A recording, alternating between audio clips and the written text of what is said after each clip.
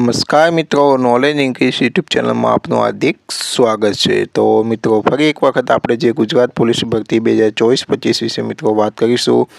તો આપણે મિત્રો જે પ્રોવિઝનલ આન્સર કી તેમાં આવી ગઈ છે અને હવે આવશે મિત્રો ફાઇનલ આન્સર કી। અને પ્રોવિઝનલ આન્સર કીમાં જે તે પ્રશ્નમાં ભૂલ છે તેમાં વાંધાજીઓ કરી દીધેલ છે અને એ માટેનો વિડીયો આપણી ચેનલ પર મૂકી દીધેલ છે। વ્યાકરણ સહિતના પ્રશ્નોની પણ તેમાં વાંધાજી કરવામાં આવી છે।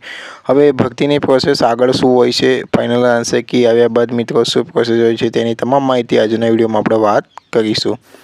તો મિત્રો આપ જોઈએ કે આપણે જે પ્રોવિઝનલ આન્સર કી મિત્રો જે ભરતી બોર્ડ દ્વારા ડિક્લેર કરી દીધેલ છે અને તેમાં વાંધાજીઓ પણ ઉમેદવાર મિત્રોએ કરી દીધેલ છે। એક તો છે 2 પ્રશ્નો હતા તેમાં, અને ક્યાંક આપણે જોઈએ કે 2 થી 3 પ્રશ્નો છે અને ક્યાંક ગુજરાતી વ્યાકરણના પણ જે પ્રશ્નો તેમાં આપણે જે પૂછાયા હતા ફકરામાંથી તેની પણ વાંધાજીઓ કરી દીધેલ છે। તો હવે જોવાનું છે કે જે તેમાં શું નિર્ણય આવે છે ભરતી બોર્ડમાં, પણ આગળની પ્રોસેસ શું હોય છે તે આપણે જોઈ લઈએ કે ફાઇનલ આન્સર કી મિત્રો આવવાની હજુ બાકી છે, એટલે ફાઇનલ આન્સર કી આવશે। ત્યારબાદ ઘણા મિત્રોના કદાચ સુધારા થાય ફાઇનલ આન્સર કીમાં, તો ઘણા મિત્રોના માર્ક્સ મિત્રો ક્યાંક ને ક્યાંક થોડા ઘણા ફેરફાર જોવા મળે છે પ્રશ્નમાં સુધારા કે ગમે તે થાય।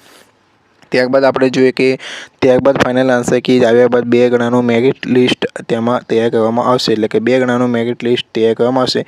ત્યારબાદ પછી ડીવી એટલે કે ડોક્યુમેન્ટ વેરિફિકેશન માટે બોલાવવામાં આવશે, એટલે જે પણ મિત્રોને સારા માર્ક્સ છે તે મિત્રોએ ડોક્યુમેન્ટ મિત્રો તૈયાર કરી દેવાના। ક્યાંક ને ક્યાંક ભૂલ હોય તો તેમાં જે તે સુધારા વધારા તેમાં કરી દેવાના મિત્રો।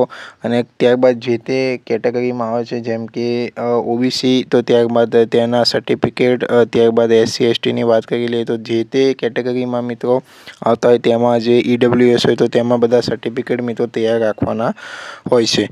ત્યારબાદ ખાસ વાત કરીએ કે જે લાસ્ટ ટાઈમ પણ મિત્રો વેઇટિંગ લિસ્ટ નહોતું પોલીસ કોન્સ્ટેબલની ભરતીમાં, આ વખતે પણ વેઇટિંગ લિસ્ટ ન હોવાના કારણે મિત્રો જે પણ મિત્રોને LIDમાં નોકરી નથી લેવી તેમના માટે અરજીઓ મંગાવવામાં આવશે। એટલે કે ઘણા મિત્રો શું કરે છે તેમાં કે ડોક્યુમેન્ટ વેરિફિકેશન કરાવી છે અને ત્યારબાદ ફાઇનલ ઓર્ડર પણ લેવા જશે, તો તેઓ ત્યાં પછી જે તે નોકરી ત્યાં જેમને ફાળવવામાં આવી હોય જે તે જિલ્લામાં, તો તેઓ ત્યાં હાજર રહેતા નથી।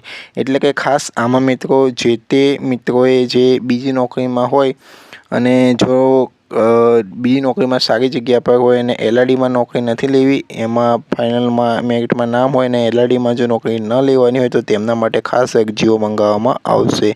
તો ઘણા મિત્રોએ બીજી કોમન પરીક્ષામાં પાસ હોય છે તો પણ તેઓ જે ડીવી એટલે કે ડોક્યુમેન્ટ વેરિફિકેશન કરાવે છે, તો તેવા મિત્રોને ખાસ વિનંતી છે કે જો તમે સારી જગ્યા પર સારી પોસ્ટ પર હોય તો ખાસ આ જે ડોક્યુમેન્ટ વેરિફિકેશન ન કરાવવું જોઈએ, જેનાથી અન્ય ઘણા ઉમેદવાર મિત્રોને રાહત મળી રહેશે, કેમ કે તેઓ જે 0.25 માર્ક્સની આજુબાજુ જ હોય છે મિત્રો, તો ખાસ આ વાતનું ધ્યાન રાખવાનું છે।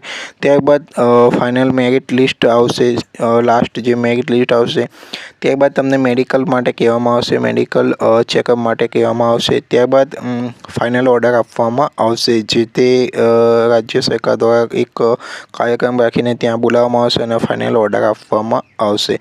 તો આ માટે મિત્રો વાત કરી લઈએ કે કેટલો સમય લાગી શકે છે, તો મિત્રો હજુ આપણે આ ભરતીની વાત કરીએ તો જુલાઈમાં ક્યાંક ને ક્યાંક ફાઇનલ આન્સર કી આવી શકે છે। ત્યારબાદ ડોક્યુમેન્ટ વેરિફિકેશન માટે મિત્રો ઓગસ્ટ કે સપ્ટેમ્બરમાં મિત્રો બોલાવવામાં આવશે, તો ઓગસ્ટ સપ્ટેમ્બર મિત્રો આ પ્રોસેસ ચાલી છે ડોક્યુમેન્ટ વેરિફિકેશન। ત્યારબાદ વાત કરીએ કે ઓક્ટોબર એટલે દિવાળી પછી ક્યાંક ને ક્યાંક જે આપણે વાત કરીએ કે જુલાઈ ઓગસ્ટ સુધી આ કદાચ લગભગ ચાલે એવું છે, તો ઓગસ્ટમાં કદાચ ઓગસ્ટ સપ્ટેમ્બરમાં ફાઇનલ મેરિટ લિસ્ટ આપવામાં આવશે। ત્યારબાદ થોડી મેડિકલની પ્રોસેસ ચાલુ રહેશે અને ફાઇનલ ઓર્ડર ક્યાંક ને ક્યાંક દિવાળી પછી નવેમ્બર કાં તો ક્યાંક ડિસેમ્બર જે સુધીમાં ફાઇનલ ઓર્ડર આપવામાં આવશે, કેમ કે બીજી ભરતી પણ 2025-26માં મિત્રો આવવાની છે 14,000 જેવી જગ્યાએ, એટલે આ ભરતીની પ્રોસેસ મિત્રો આ વખતે થોડી ઝડપથી થાય એવી આપણે માનીએ છીએ। તો ફરી મળીશું નવી માહિતી સાથે। જય હિન્દ, જય ભારત, આભાર મિત્રો।